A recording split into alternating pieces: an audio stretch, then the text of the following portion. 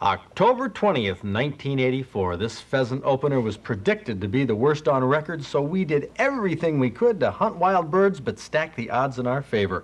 Ed Tucker, the DNR's Southern Michigan regional wildlife biologist, and his dog Sally, along with Al Massey, his pointer Spirit, Bob Garner, and I tromped the Gageburg mini game area up in the Thumb. That's 280 acres in the middle of highly cultivated farmland that does have cornfields, also has a number of weed fields for roosting and nesting, sorghum, sugar beets, and naturally those Thumb area drainage ditches. This has been managed for pheasants as an experiment. The question is, does it grow wild pheasants? Well, it didn't grow one for me, but we're going to have a complete report on it. Stay tuned. I'm Fred Trost. We're going pheasant hunting because it's Thursday night.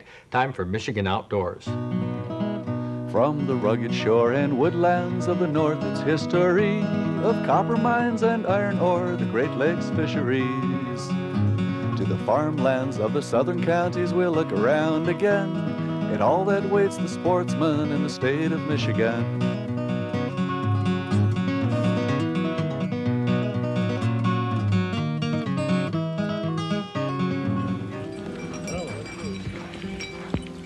October 20th, 1984, the traditional pheasant season opener. Why, 25 years ago, nearly every road in Michigan's prime farmland, the Thumb, had a parked car where hunters were combing the nearby fields. And many hunters limited out in those days, but today, it was difficult to find any hunters on private farmland in the Thumb. But on this one little patch of ground that the DNR has been managing for pheasants as an experiment, our dogs even got excited over the scent of wild pheasants. I told Ed Tucker it seemed like the management experiment was working. When we wanted to get into developing some pheasant areas with the idea of providing some cover and hoping to hold birds in a particular area to provide hunting for the adjoining private lands. And our biologist up in this area, Bud Jarvis, really truly believes that he's able to do this, and I think you saw all the birds today. We didn't get any, but there was some shooting around, and you heard a lot of shooting. You saw a lot of birds flying in the background, so the birds are here. For a morning of hunting, we never flushed a rooster on point. We never shot a pheasant. In fact, we never got the chance to take a shot at a pheasant, and our experience matched most reports. You guys just made your first big swing right through the cornfield. What'd you see? Nothing. How about you? One hen and a big buck. See nothing.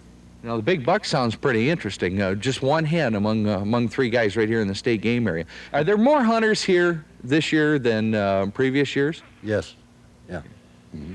I think lack of space is drawing them closer together. There isn't much room for them to hunt. So if they find a halfway decent spot like it is here, they're going to converge on it and get what they can out of it in a short period of time, because by noon, probably 90% of these cars will be gone. What's your tip for success for a pheasant hunter nowadays? Well, just keep hunting.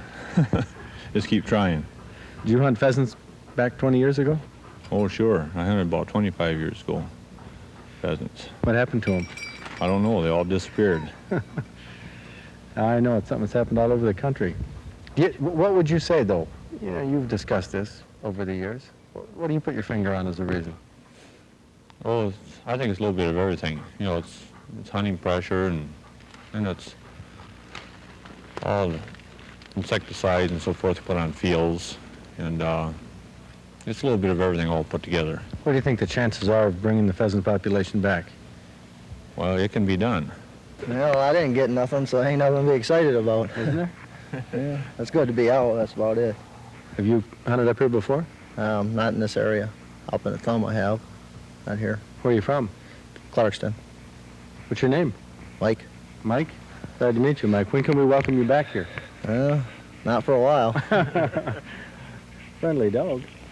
Yeah, he's only 5 months old. Oh. Well, what's your opinion of what happened to the pheasants? Well, there ain't enough fields for hunting, really, around here. A lot of corn. He's a corn hater. Yeah. Oh, you don't like the corn?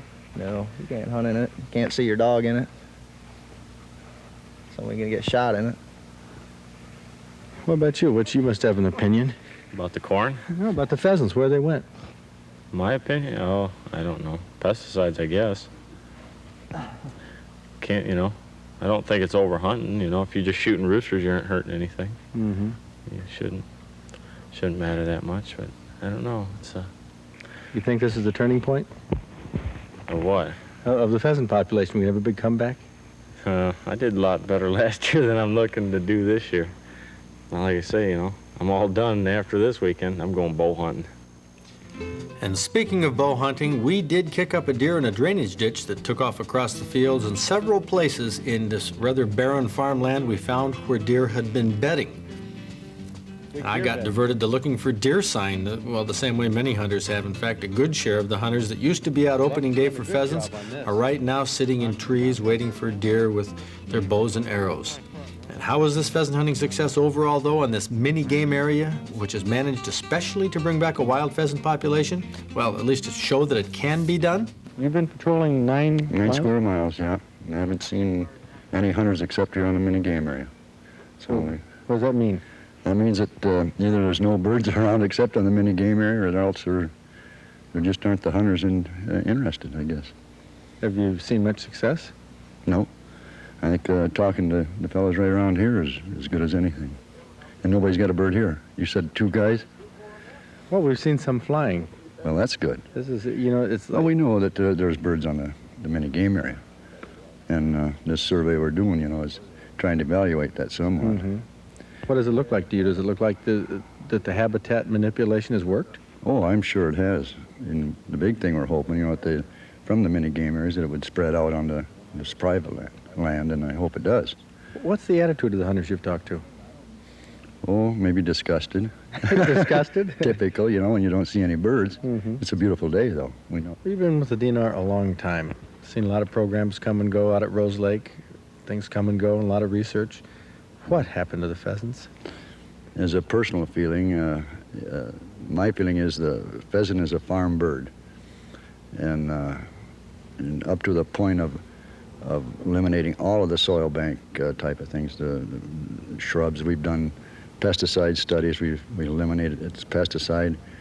We've got Not pesticide, you say? Not pesticide, definitely not. We've done that research to prove that it wasn't. And but I do feel that these big farms now around, they've eliminated maybe you could say the herbicide instead of pesticide, eliminating every bit of the ditch banks, cover and all that is gone.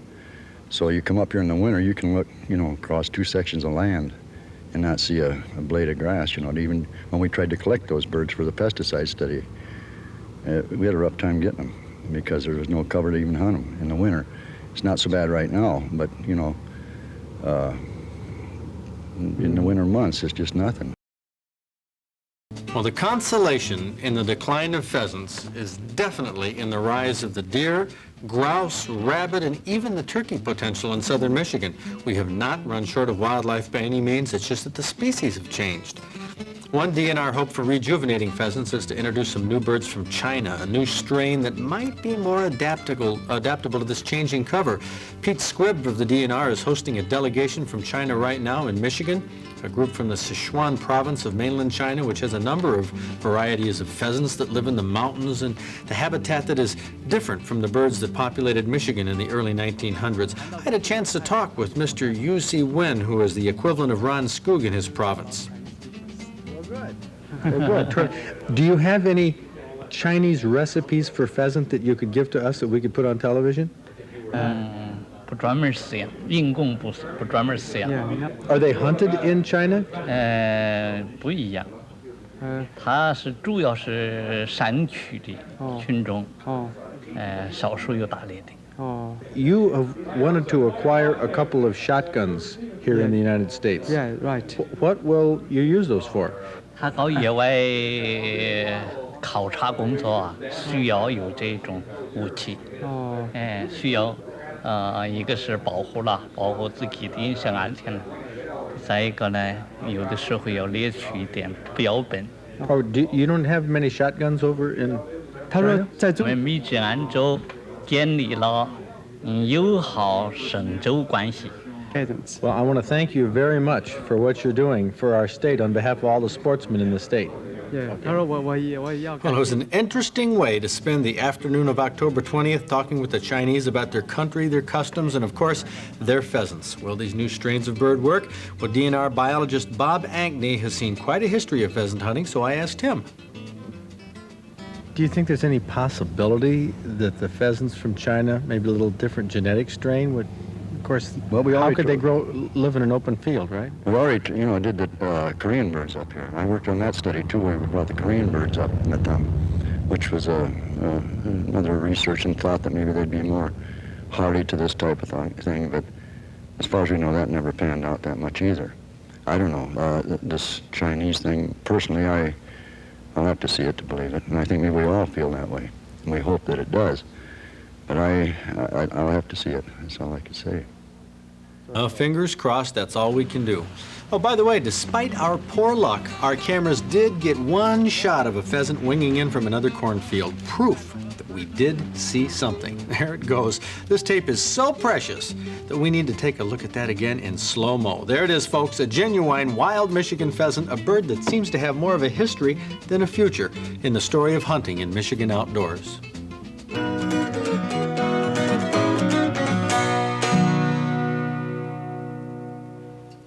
Well, this is Michigan's thumb country. We were hunting on about 280 acres of prime habitat. I got to put an X there. It was the best they had, but I'm going to X it anyway. This time of year, there's some mighty good fishing all over the state. I wish you could see these pictures, Jim, of Ed Groves.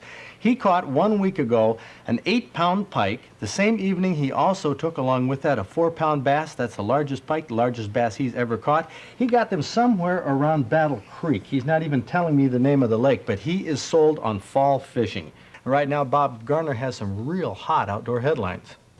Well, we've got one basically hot headline, and it's perhaps the most unfortunate. Conservation Officer Tim Burke was shot during a high-speed chase in Tuscola County. He was chasing some deer poachers. What has happened is Officer Burke has spent some time in the hospital. We understand he was home as of yesterday. In the following criminal investigation that's been going on around the clock, last night at 10 o'clock, we understand the vehicle was picked up that was involved in the high-speed chase. Sometime during the middle of the night, the owner of that vehicle was arrested. We understand perhaps 1 or 2 warrants are to come over the next several days. DNR, inside word in the DNR says that they've got a pretty tight case at this point. Now let's remember, when we look back over this case, or when we read it in the newspapers, that it was poachers, common criminals involved, not hunters. They are the crud of society, and Judge, if you find them guilty, lock them away forever as far as I'm concerned. Proposal B is on the ballot, and that will, if ratified by the voters, lock the Kammer Land Recreational Trust Fund Act that has been buying land for hunters and fishermen into the Constitution, where it cannot be raided by the legislature. I have been named co-chairman by Representative Jerry Bartnick of this campaign, and more importantly, I think, Fred Trost has told the media across the state of Michigan that this is the single most important issue to the future of hunting and fishing and recreational opportunities on the ballot so far. That's right, Bob. Sportsmen have never had a chance before to vote on an issue like this, to put it into the Constitution. Now, you and I really won't notice a lot in the next few years as far as the impact of the lands that are bought, but believe me, our kids will, and that's the important thing. Ed, let's take a couple mailbag questions now. All right, from Bob Crawford of Owasso. Thanks for the tip about removing the prop on an outboard motor to check for old fishing line. We've been using an old motor this summer and took the prop off just to check. We found fishing line so old it had turned color, and some had even melted. Well, I'm glad you enjoyed that, Bob, and got something out of that when we were checking this motor. And by the way, it was not old at all. Brand new Evinrude that had only been out on the water a couple times still picked up fishing line as Pete Matta was changing the prop. We will be doing more tips as we get into the fall here, and we're winterizing our Michigan Outdoors boat. And as we head into the Detroit Boat and Fishing Show, we're going to have more tips on boating, and hopefully they'll be helpful to you. Another question from Dan Gilman of Bay City. I've often wondered why copper-plated shot isn't used in duck hunting. Okay, it can be used in lead shot areas, which hopefully are being minimized. Now, lead shot, right here, I have some traditional lead shot that is used in shotgun shells. The problem is that the shot that would fall into the marsh would get into the sediment on the bottom. Ducks, when they were feeding, would eat this shot, pick it up in their gizzards. It would get ground up and give them lead poisoning, and they would die, which wasn't the idea at all behind the lead shot. So what we came out with, the sporting industry came out with steel shot. You see these larger pellets here are steel, which are not toxic to ducks if they happen to ingest them. And also, recently, there is copper-plated lead shot, which is what you're talking about. Now, this copper-plated shot has properties more like steel, tighter patterns, and it is an improvement, except the copper wears off in the gizzards and will still give the ducks lead poisoning. So that's why it's not an acceptable substitute for steel. One more question from David Chappell of Union Lake. At the boat show, I showed you some pictures of good-sized turtles that I trap in and around the Union Lake area. You asked that I contact you when I start trapping. As I write this letter, I have 4 nice snappers in a couple of drums in my yard. I keep them alive until I get about 10, then I butcher them all at once. I get the biggest ones in local farm ponds. If you're interested, please contact me as soon as possible. Well, Dave, I told you I am interested, but getting into this turtle trapping, you sent us a photo of one of the snappers you got this summer, a big old bruiser. The problem is, Dave, I'd love to do something on turtles because I love to eat turtles, but the resource can't take it. Those turtles take a long time to grow. Currently, there is no regulation by the DNR or any state agencies. It's not even possible. It's not written into the law. So here's a shot of you, Dave, with a turtle, the proper way of holding it so you don't get your arm bitten off because they are bone crushers. But I promise you, as soon as the DNR gets the authority to set some regulations, we will do something on turtle trapping. There have been too many people from other states coming up here and taking too many turtles away. By the way, regulation is the subject of our outdoor quiz.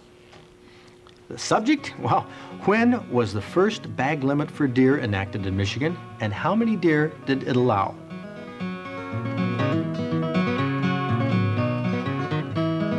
It was way back in 1895 the Michigan legislature passed the first bag limit on whitetails, 5 deer of either sex. Last week, Fred, the duck recipe surprised me. But Well, I told you it was going to be good. You did, and I liked it. It was real good. This week we're going to do an Italian pheasant recipe. It's equally as simple as last week's, okay? But will it be as good? Oh, yeah. This looks good already. Absolutely. What's this? Parboiled? This is pressure cooked for 15 minutes at 15 pounds. What'd you Makes put in it it? Just tender. some spices. A little bit of salt and pepper. Great recipe. Should we go to the trophy report now? Oh, this is good. I told you. Honestly, this pheasant is excellent this way. I tell you, this was skinned and pressure cooked. Yep. It's great to start with. That's right. What are you going to do to it now? Okay, I'm going to add some spaghetti sauce, just a tiny layer here. Right out of a bottle, huh? Right. We won't tell, okay? Okay, you could Just- make your own. I want a thin layer just to cover the bottom. Okay, And now the pheasant. layer the pheasant on. That is great pheasant. I'm going to grab a little piece here. I know, before- I'm kind of skeptical about adding all the spaghetti sauce. It's good just like that, and it would have been just fried. Pheasant But this is good. and grouse, if you look at it, right here, it's a lot of white meat. You know, very flaky, tender white meat. That, like the duck last week, is very dark meat on the breast. That's because the ducks spend so much time flying that it develops their breast and the muscles. Where pheasants and chickens have the dark meat in the legs, but their breast because they don't fly nearly as much. Okay, if you want to add another layer Of spaghetti sauce? Great pheasant. Already. This really smells good. some mozzarella cheese. How much are we going to put on? Why don't we? Go ahead and put some more on. I'm going to put another layer of much? pheasant on. That looks good Okay. because we've got quite a bit here. Another layer of pheasant, and then do you put anything on top of that? I would add more Okay. of the sauce. Let's scoop this up here. A little more sauce, so we have mozzarella cheese, spaghetti sauce, and topping it off with, Parmesan cheese. I want Looks quite a bit good. of this on. you know, that would be good right now. Sure it would be. I mean, almost like a cold salad, but that smells great. How long do we Goes cook in it? the oven for 30 minutes at 350 degrees. Okay, we're going to put this in for 350 degrees, but you know, Kathy, not everybody has been as excited about getting going pheasant hunting. A lot of people have been going fishing. This is one of the best times of the year, and look at the fish they're catching. It was only 3 days after the opening of pheasant season 1983 when Joanne Cook of Detroit decided to pass up the challenges of the stubble fields and head for the open waters of Lake St. Clair, where she landed a 32-pound, 4-ounce muskie. That was 4 feet long. She got it a year ago this week. Here's a nice little buck that Bob Luter from Alma took on October 6th of this year. It's his first one with a bow. He just started bow hunting this year. Seems his father-in-law talked him into trying deer hunting in 1981. That was the year he got an 8-point on opening day. Tell you, some guys have all the luck. Every year we get reports of at least one albino or partial albino deer that is taken. This year it's an opening day 6-point taken in southwestern Lower Michigan. This one by Chuck Jordan of Hastings. The biggest opening day buck we've heard of was his 160-pounder, which Dan Johnston of Clare got at 7:15 in the evening. It's 12 points with an 18-inch spread. That gives it a score of 30 in the Stroh's Big Buck Award program, which is 6 over the minimum for bow and arrow deer. Congratulations, Dan. You know, we'd make you Trophy Hunter of the Week if it weren't for this 12-point right here.